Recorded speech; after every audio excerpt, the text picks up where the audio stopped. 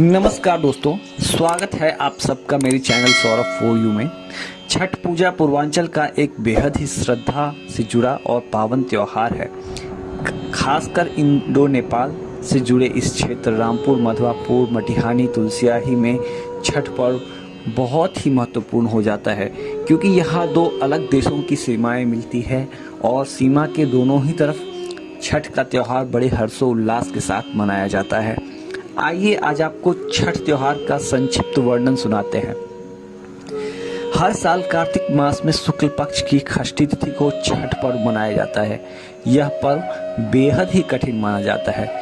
वैसे तो छठ का पर्व विशेष रूप से बिहार में मनाया जाता है, लेकिन इस महापर्व की धूम देश के अलावा विदेशों में भी देखने को मिलती है।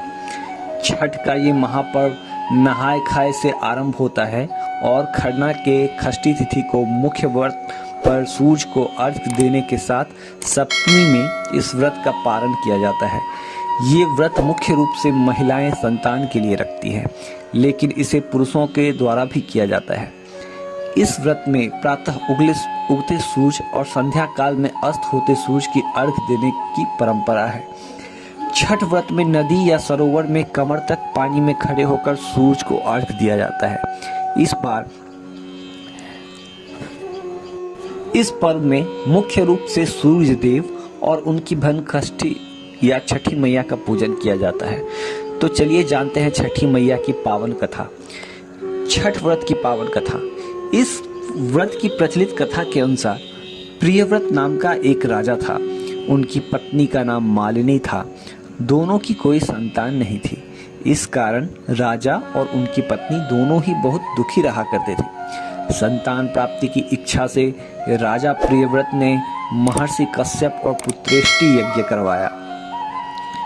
इस यज्ञ के फलस्वरूप रानी गर्भवती हो गई, लेकिन 9 माह के पश्चात रानी ने मरे हुए पुत्र को जन्म दिया। इससे राजा को अत्यधिक आघात पहुंचा और शोक में आकर उन्होंने अपने जीवन को त्यागने का मन बना लिया। लेकिन जैसे ही राजा ने आत्महत्या करने की कोशिश की, उनके सामने एक सुंदर देवी प्रकट हुई। देवी ने राजा से कहा, हे राजा, मैं षष्ठी देवी हूँ। मैं लोगों को पुत्र का सौभाग्य प्रदान करती हूँ। इसके अलावा जो सच्चे भाव से मेरी पूजा करता है, मैं उसके सभी प्रकार के मनोरथ को पूर्ण कर देती हूँ। यदि तुम मेरा पूजन पूरी श्रद्धा के साथ करोगे तो मैं तुम्हें पुत्र रत्न की प्रदान करूंगी। देवी की बातों से प्रभावित होकर राजा ने अपनी आज्ञा का पालन किया। इसके बाद राजा ने अपनी पत्नी के साथ कार्तिक मास में शुक्ल पक्ष की षष्ठी तिथि के दिन देवी षष्ठी की पूरे विधि विधान से पूजा की। इस पूजा के फलस्वरूप उन्हें एक सुंदर पुत्र की प्राप्ति हुई। तभी से छठ का पावन पर्व मनाया जाने लगा। इसलिए कार्तिक मास में शुक्ल पक्ष की षष्ठी तिथि को संतान की लंबी आयु और संतान प्राप्ति की कामना करने के लिए छठ का व्रत किया जाता है। इसी के साथ महाभारत काल में भी छठ व्रत की कथा जुड़ी हुई है।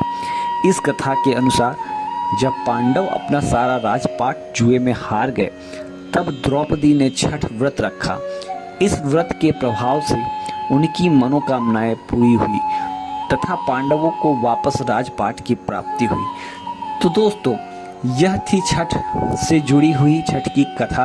यदि आपको यह जानकारी अच्छी लगी हो और ये वीडियो पसंद आया हो तो आप इस वीडियो को लाइक करें, मेरे चैनल को सब्सक्राइब करें और नोटिफिकेशन बेल पे क्लिक करें।